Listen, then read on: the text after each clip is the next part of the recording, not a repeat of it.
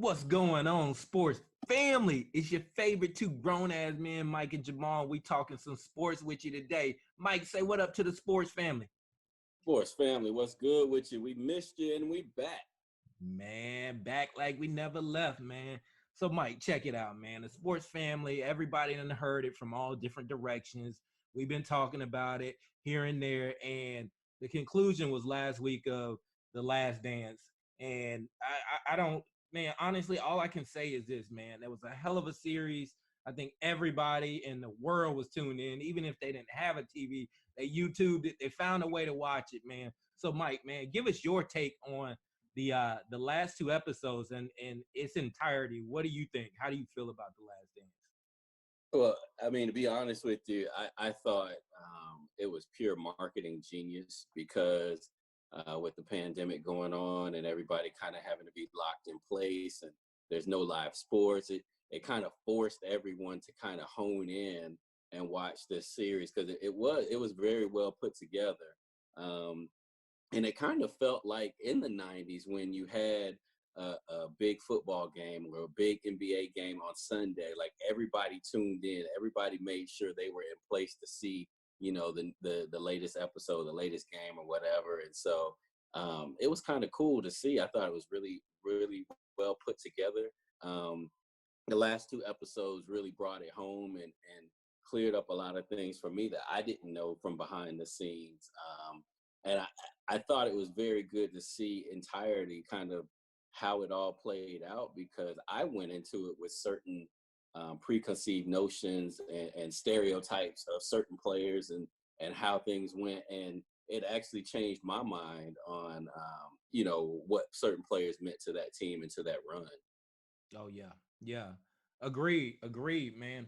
So check it out, man. So we're just gonna dive right into it. We ain't going feet first. We're just diving right into it, man. So, what's your perception of Michael Jordan after seeing every episode of The Last Dance? Does your perception of him change, or is it the same? My perception of him actually is the same. I had already heard, kind of coming up that he wasn't the greatest teammate and all that stuff. But my perception didn't really change because um, I saw Jordan when he wasn't winning and when that team wasn't any good and how he used to always get beat up and never whined or anything like that. And then to see them turn into a championship team and how it wasn't just him that needed to be hardened, it was everyone in the team and the organization that needed to toughen up a little bit. Um, and it was kind of that winning at all costs. And sometimes it takes that drive and that focus and being able to kind of put everything else aside and make sure that's your number one goal. And let's be real, back then the NBA was a war.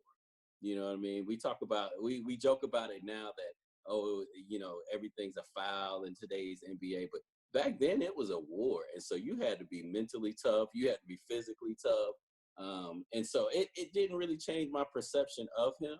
Um, I found it interesting near the end of the series. You had a lot of pundits coming out and really beating him up and saying he wasn't a great teammate and all this stuff, and he's fighting other teammates. But I mean, what great team out there didn't have a fight, or didn't have disagreements, or didn't have some of this kind of iron sharpens iron. So I really have the same perception of him. I think my perception of other players on the team is what really shifted the most. Yeah, yeah. You know what? And for me, I agree with you. I don't think my perception of Michael Jordan as a player changed at all one bit. Because you and I, we've talked about that before. What it takes to have that killer instinct, and the names that are associated with that word, that phrase, killer instinct. The great Kobe Bryant, Isaiah Thomas. Those guys. They're the epitome of the killer instinct. Now, where for me, where I found it interesting and and not necessarily new news because you and I we grew up in that era. So, of course, there was no social media, so we're only as good as what we heard on Sports Center. But what was interesting for me was that the fact of again, I'm a big Scottie Pippen fan, and what kind of shook me and found I found interesting is that people didn't realize how much of a dog Scottie Pippen really was. And like the recent rumor and in the rumor mill is that Scottie Pippen is pretty upset that how he was portrayed in this series. I don't know that to be factual or not, but for me, I'm finally glad that somebody in the world saw Scottie Pippen for what he really is. And I mean, he's a top 50 greatest of all time NBA player. And For that right sure. there, you don't just get voted into that without it having some merit to it. But Jordan, to me, nothing changed about it. Was he an asshole? Yes. Did it take being an asshole to win 6 championships? Probably so. Yes. Absolutely. So, so I mean, at the end of the day, man, it's just like Jordan. I think he was damned if you do, damned if you don't. Now, I think there was some, we'll talk about it later. Some elements of okay, where he crossed that line, or was it disrespectful, or was it a calculated decision to get the best out of players? And you and I, again, we talked about this earlier. Was that okay? He don't be trying that with them other them cats he don't know on the other side, but he gonna try these guys. But yeah, I want, that's the segue into asking you this question. Do you feel like Michael Jordan crossed that line in terms of being disrespectful to his teammates in order to get the best out of them? How do you feel about that? I think I think there were times where he probably did, right? But I think his end goal was to try to get them to fight for anything, right? And if he didn't see that fight in you, that he was trying to push your buttons, his last resort was to challenge your manhood. You know what I mean? Like, what will you stand for and fight back on? We saw he and ultimately felt bad for fighting with Steve Kerr or whatnot, but when you go in the NBA, we talked about back then, it was a war, and so there was a lot of times early in his career, and you could, if you watched his career closely, there were a lot of times that the Bulls went to games and he basically went to war by himself. He was getting fouled, he was getting hammered. No one was standing up for him. No one was fighting for him. No one was, hey, don't do that to my teammate. So he knew it was a war, and he wanted to know if you were willing to fight for it, if you were willing to fight for the team, if you were willing to fight for the cause. What would be your line? Could he trust you when it was time to go to war? So I agree there are certain things that he did cross the line, but it seems like a lot of it was just to get a reaction, out of it. The other thing too, and I don't think they touched on it much there, but he did have a reputation of basically if Chicago brought in a shooting guard, he basically run their ass off the team. Like that was who was going to be guarding him in practice. That was who was going to be um, you know, basically challenging, almost kind of a protege, so to speak, right? We look at it all across sports. Brett Favre didn't mentor Aaron Rodgers. Don't expect Drew Bledsoe to mentor Tom Brady. And don't expect Jordan to mentor anybody you bring in at the same position as him.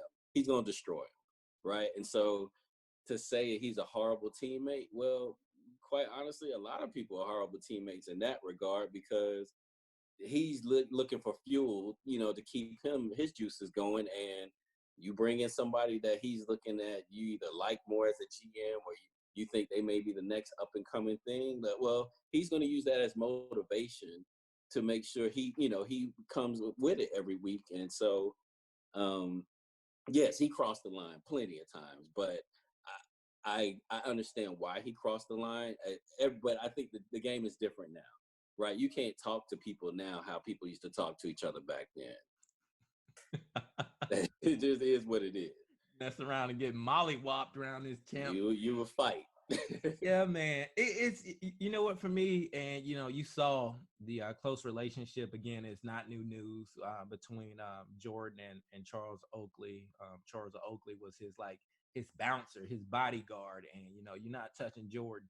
And I wonder, once Charles Oakley was traded to the Knicks, did some of that mentality from Oakley, rub off on Jordan? I think Jordan always had that killer instinct internally, but some of the kind of like, the extra stuff that some rub off on from Charles Oakley.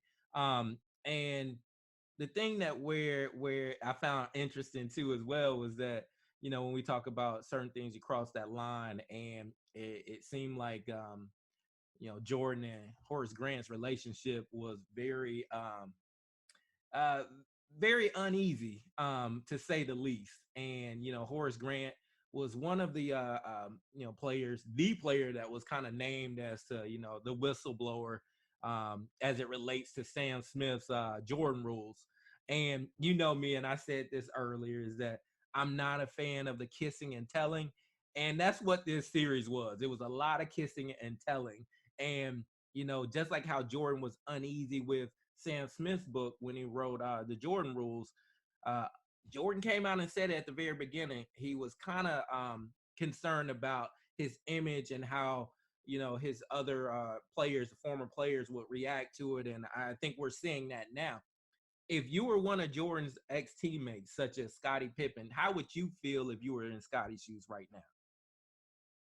I mean, if I was in Scotty's shoes, I would not take it as personal, or like you said, there's rumors that he may actually be upset with how he was portrayed. I think it's funny how we remember the last thing that was on the on the show, right? We're the last two episodes away, but people forget the first episode. Jordan said, "There's no Michael Jordan without Scottie Pippen. There's no Michael Jordan hadn't won any rings without Scottie Pippen." And Scottie Pippen is by far my best teammate that I've had through my whole career. So to say, I think he gave Scottie a lot to do in there. And I'll say, going into the series, into the documentary, I was one of those people that, and I hate talking negatively about people, but I was one of those people that had a perception of Scottie and like Horace Grant as of being soft.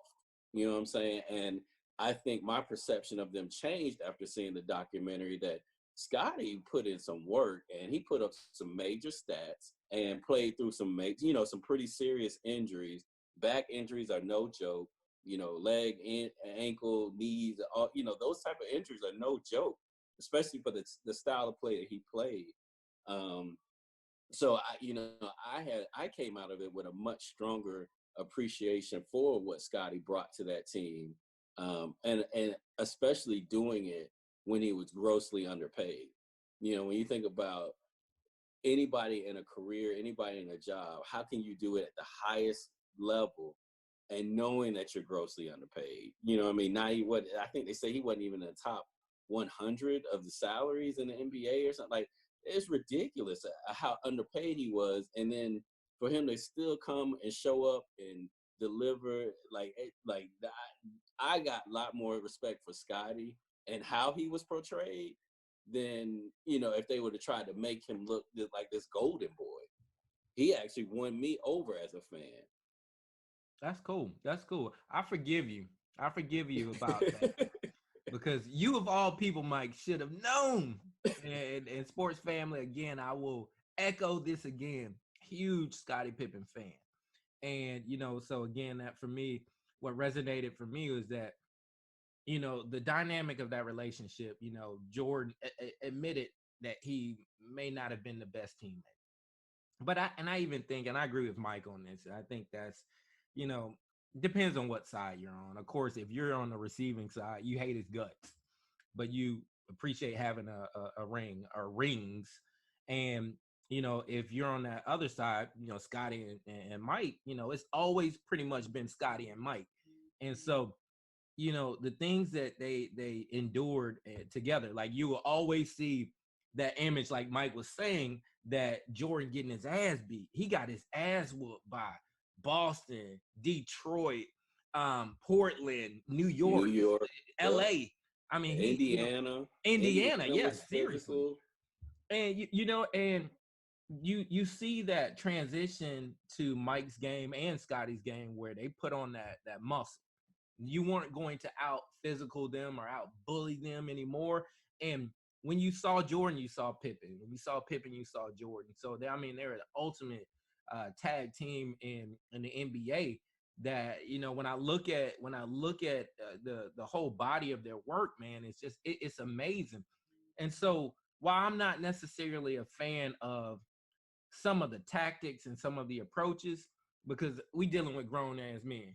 And so the question I'm going to pose to you, Mike, you know, what we kind of talked about, you know, briefly, is that if you're Horace Grant, now understanding that Horace Grant was an accomplished player coming out of Clemson, he was like, he was that Mm-hmm. dude. And Mm-hmm. so if you're Horace Grant and the perception is that you're soft, and here it is, Michael Jordan questioning your manhood, how do you handle that? And then how do you change? Is there any need to change his perception to the rest of the world? Do you think Horace Grant is going to come out with his memoirs about what really happened? I mean, here's the thing that that I always go back and say the tape doesn't lie, right?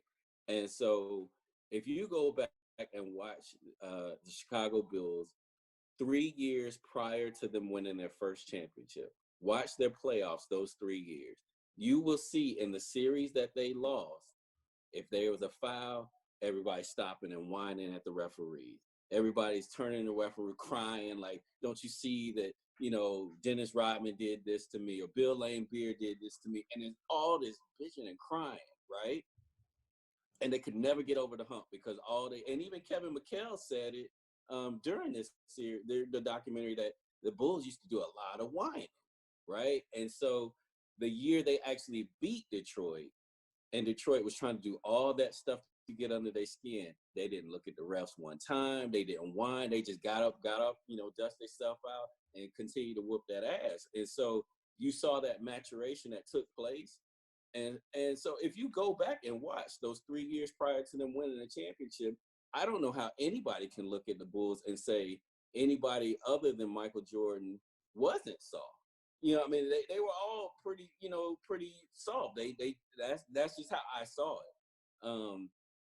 So to get them to toughen up, was that all Michael Jordan's doing, or did they just have to go through those trials and tribulations with other teams? I don't know, but you could definitely see a difference in the maturity, the physicalness, you know, the teamwork, all that stuff. You could definitely see that by the time they won their first championship, and that didn't happen at a blink of an eye.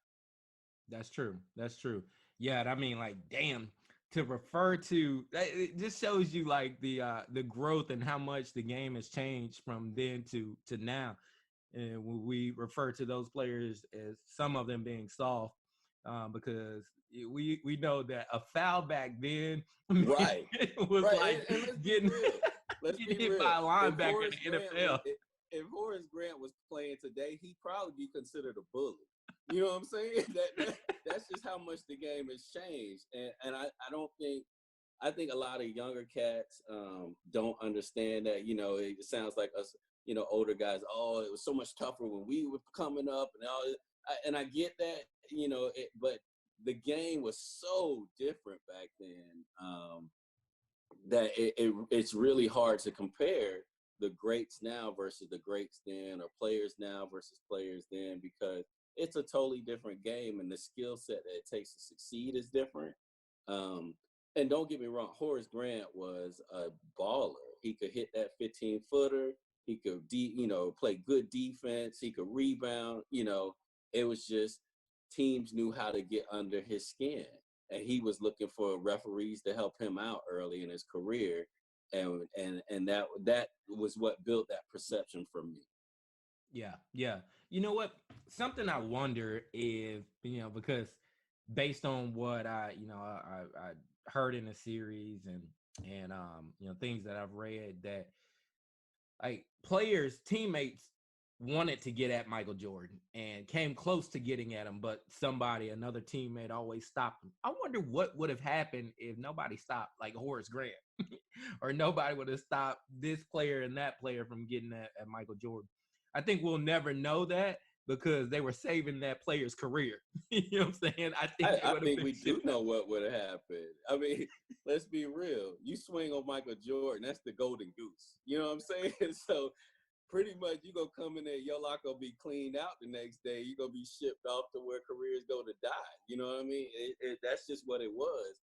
But I think at the same time is it also depends on if you deliver it in big moments. You know what I mean? Like if Jordan didn't really have no attitude with you if you delivered when you needed to. You Mm-hmm. know what I'm saying? And that was one thing that people forget when you look at Dennis Rodman.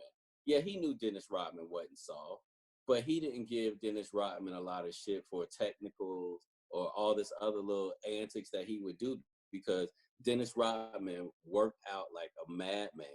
He rebounded better than anybody I've seen ever play the game. Played great defense and always brought an energy. So how can you be mad at him and get on him because he don't act like somebody else when it comes crunch time, Dennis is gonna play. He's gonna get you 15 rebounds. You know what I mean? So it's one of those things that if he knew he could count on you during the war, he left you alone.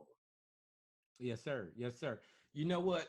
This was and you know what? Again, while I'm not a fan of the kissing and telling, let's be real. Like as Americans, the world we thrive off of drama. We We do. love drama, We do. and it's a good story. Nobody wants to hear this. How great everybody was to each other, and it was hugs and kisses and kumbaya and all this jazz. Nobody would watch it if it was Nobody just would watch. It'd be the least tuned series in the world. But something that I found interesting, I was like, holy shit, how would have handled this? I would have dropped them bees. I ain't gonna lie.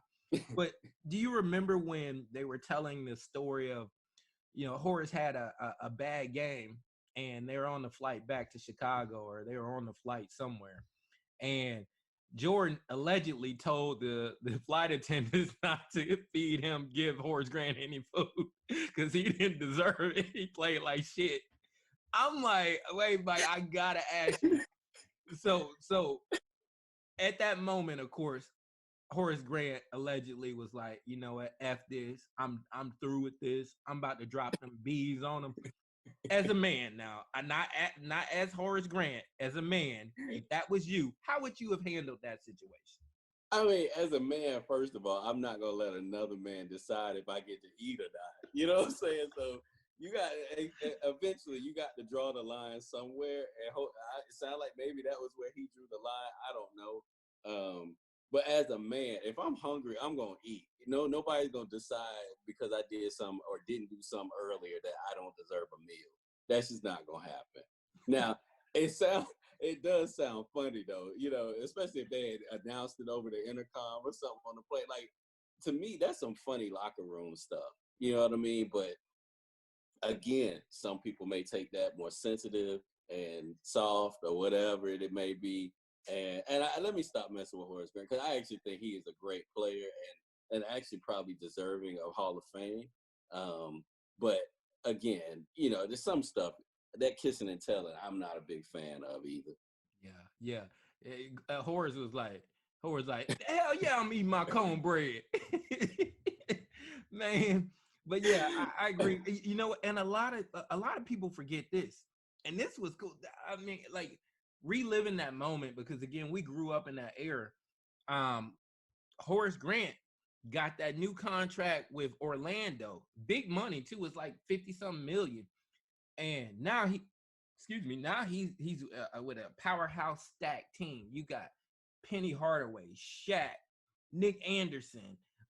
You got the Dennis whole Scott. shebang. Dennis Scott, and then Horace Grant, and they beat the Bulls in that series. Hey, Horace Grant, he got some get back. And to my recollection, he played pretty damn good in that series. I Oh, think, he did. He yeah. did. He really did. And let's not forget that Orlando team was stacked. That Orlando team should have won the championship that year, except for Nick Anderson missed them free throws in that game. But that team was stacked, and Horace was the kind of that missing piece that they need.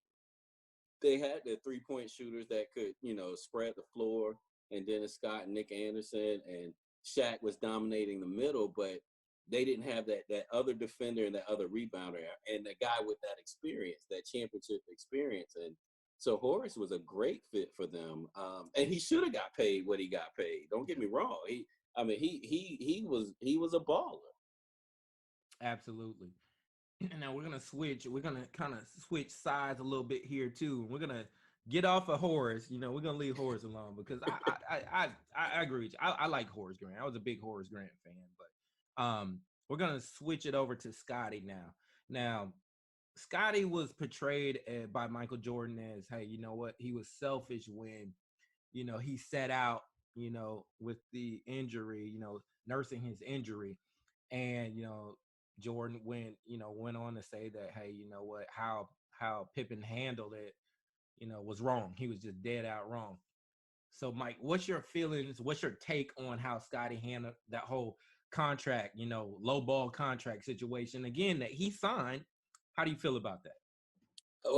Let me answer the first part. The low ball contract. Scotty was the consummate professional because he knew he was grossly underpaid, and he came when they threw the ball up in the air. He came to play every night. So I got nothing but respect for him for doing that and knowing in the back of your mind, like if I know I'm grossly underpaid, I'm probably gonna take extra breaks at work. I'm probably, I'm do whatever to get my money back somehow. Scotty didn't do that. You know what I'm saying? Scotty delivered every night. When we talk about was he selfish for sitting out that play, you damn right he was selfish, and I agree with him doing it 100%. And here's why: Scotty had been there as that team was being built through all the hard times. He was, the number two man of Michael Jordan. Michael Jordan leaves to go play baseball. Scotty is still loyal, and he leads that team in what, maybe 4 or 5 categories and stats that year, All the and stats, leads them actually. all the stat, and then leads them into the playoffs.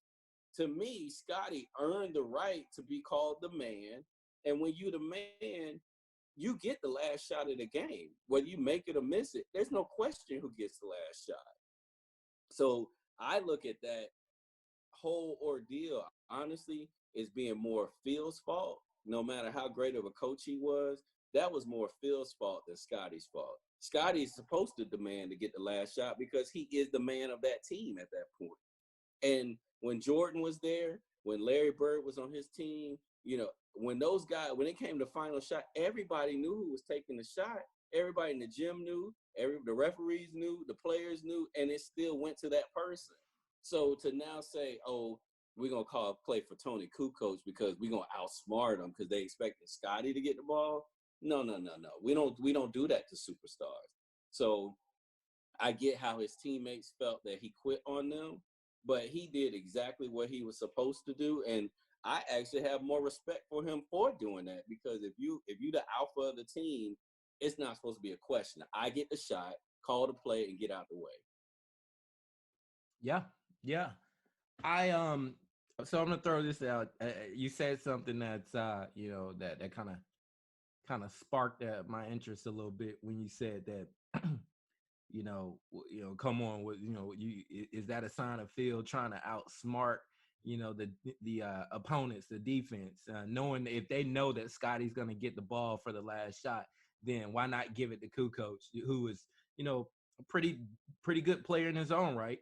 But And Kukoc did hit some game winners during the year too. I get all that, but so so the question is this: do you think that's a reflection of how Phil how Phil felt about Scotty's game? Do you feel like Phil questioned if he had that killer instinct?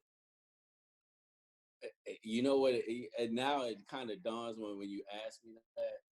What it tells me is Phil was afraid of Michael Jordan, but he wasn't afraid of Scottie Pippen. That's interesting. Elaborate. Phil wouldn't, he would no way he would call a play for somebody else to get the last second shot over Michael Jordan if Michael Jordan is in that huddle. He doesn't. Now, it may happen where the play evolves and they can't get Jordan the ball and someone else gets the shot. That's fine. But the play is going to be called for Jordan. So, and he knew don't even cross that line. So with Scotty, for him to, it wasn't even like he even second guessed it. He was like, oh yeah, Tony's hit this shot before. This play worked earlier in the game or the series. Like he it didn't even cross his mind. Like, what am I? Should I even do this? And so to me, it tells me he knew he was afraid of Michael and he wasn't afraid of Scotty. He knew Michael could run his ass up out of Chicago, but Scotty couldn't run him out of Chicago. Mm, that's a very interesting perspective, man. Yeah. Hey, there may be some merit to that. Um, Something that that kind of came to mind too is when we talked about this and again watching the series, man, it was so revealing, it was so telling.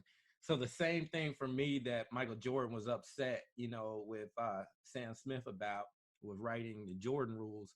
It's the same shit Michael Jordan is doing, and there's some players that may be upset. We might need to nurse their feelings, and again, we we all have feelings, we all can get a little emotional. With that being said, though, do you think this series has shaped the way that storytelling is going to be told through the eyes of some of the greats like LeBron James? When LeBron James retired, are they going to write these kind of edgy memoirs and series that kind of depict them as you know as maybe some great assholes, and make everybody else feel like they're kind of like they were kind of hanging on their coattails? Do you feel like this series has really shaped how the storytelling is going to move forward in the future? I really think it is, but I think at the end of the day, we're all human, and you're talking a lot of young guys with a lot of money, with a lot of egos, and so you're still gonna get some drama. You know what I mean? Like if you think about the next series, everybody wants to see is Golden State, right? Everybody wants to see, well, what the hell happened that last year Kevin Durant was there? You know what happened behind the scenes, and that had all the drama in the world, right? Oh So yeah. it ain't gonna be no now. There's not gonna be no who's the great, the great teammate, the great asshole, or all that. Like, but everybody wants to see that drama. And how the hell, Steve Kerr tried to keep it together, keep all those guys together. So I think it will, I think what you'll see is people will be open to the storytelling.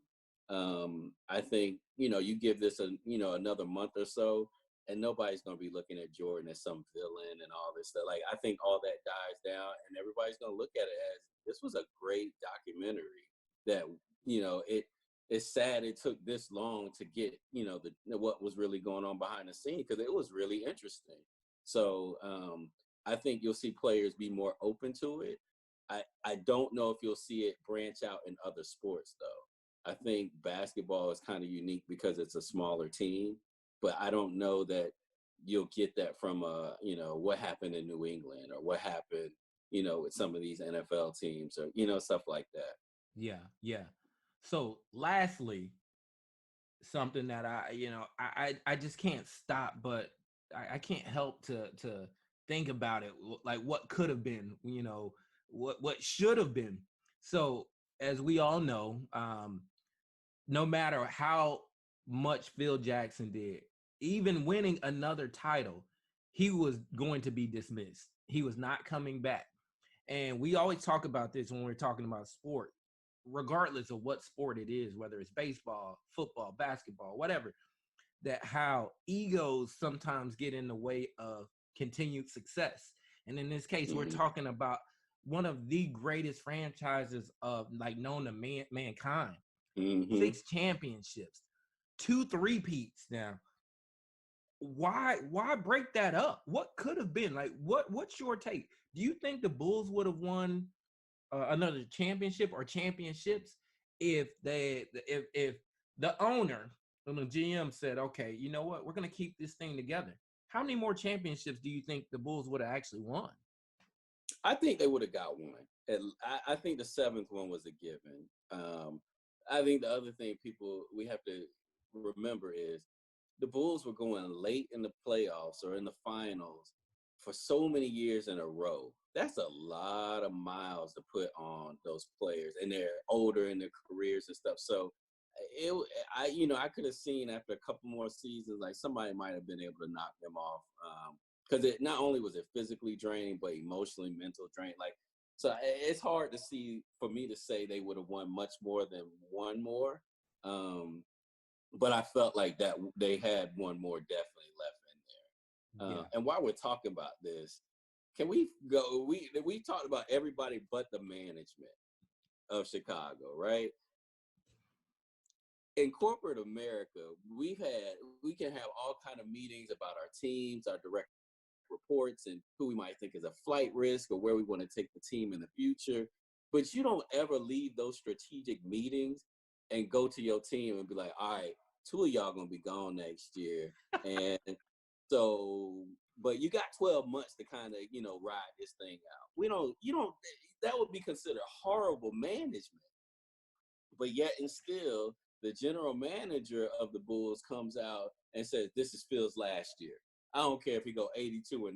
The motherfucker ain't coming back." Like, what textbook of management is that from?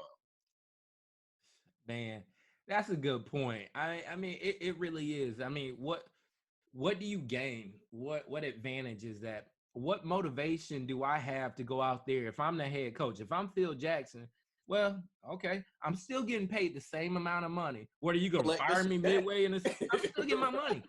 You know, and seeing that's the part that's puzzling for me. The egos, I hate that about seeing like a great organization, a great franchise, and you related it back to corporate office too, in the corporate America realm, where you could be great at what you're doing. You're doing everything. You're yielding all the positive results. You're winning, um, and that's like your your partner over here, your colleague who is doing nothing, and he or she is getting all reaping all the benefits of your success. Right. And I really felt like I didn't understand that. You know, we saw that, not to jump ship off of basketball, just to kind of paint a picture of what I'm talking about though. The Dallas Cowboys is the perfect example of that. How, as an owner, Jerry Jones, you hire a head coach to, win games for you and ultimately win the championship, win the Super Bowl. Guess what? Check. Not only one check, how many checks? Two checks. Jerry Jones, I don't understand how the ego can get in the way of your success, because if you hired the right coach, which you did, that Mm-hmm. coach won a Super Bowl, check, and another Super Bowl, check. What in your mind says, okay, you know what? He's not doing things the way I want him to do it. I'm gonna fire him because I'm the reason why we won these Super Bowls. That's it right there. I'm the reason. There's that thinking that I'm the reason. And the other thing is, I probably wouldn't be so upset with them coming out and saying, you know what, this is Phil's last year, but we're gonna get Pat Riley next year. Or we're getting a proven winning coach waiting in the wings that's maybe retired, that's ready to come back. Like, that's where we're going, right?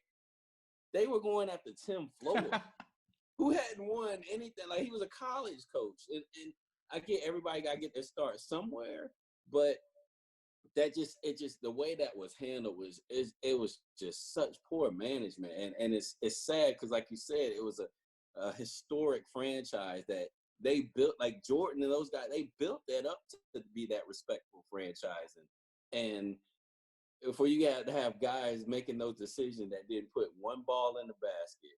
Now they built the team. Don't get me wrong. They put the pieces together, but they didn't put the ball in the basket.